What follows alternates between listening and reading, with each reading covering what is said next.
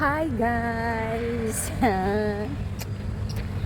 Alam nyo wala akong tulog kasi ang call time ay 3:30 AM. Natutulog ako ng alas 3. So hindi na ako pwedeng matulog. Kaya pag close ko ng tindahan, nag-inventory and naligo na ako. So wala pa akong tulog. Dumiretso na ako dito sa UP.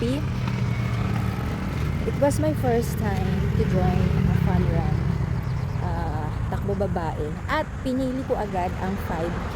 May 1K, 1 kilometer, 3 kilometer, and 5K. Kasi ang 5K lang yung may medal. Ayan. At ang number ko ay number 5, 6, 7.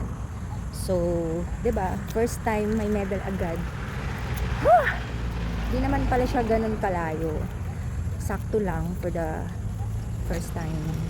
And sakto lang din kasi naka 3 months na ako mula nung nagda-diet ako.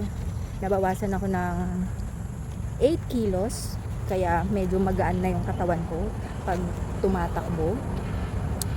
At syempre dahil nag-home workout ako, so siguro hindi naman sasakit yung katawan ko mamaya, diba? At dinatnan pa ako kahapon ha. Kahapon may dysmenorrhea ako. Pumila ako sa ayuda para sa 2,000 pesos. Habang nakatayo ako, 3 oras kami nakapila.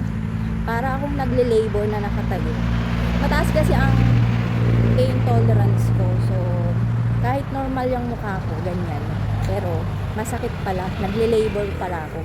Kasi pag may dysmenorrhea ka, para kang nagle-labor nyo eh. Hindi ko inuman ng gamot dahil ayokong nagiinom-inom ng pain reliever.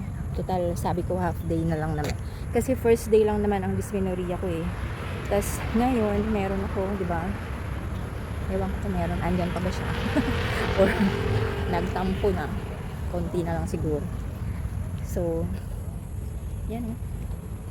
Ang aking outfit. Thank you nga pala sa naglibre ng water. Ang galing.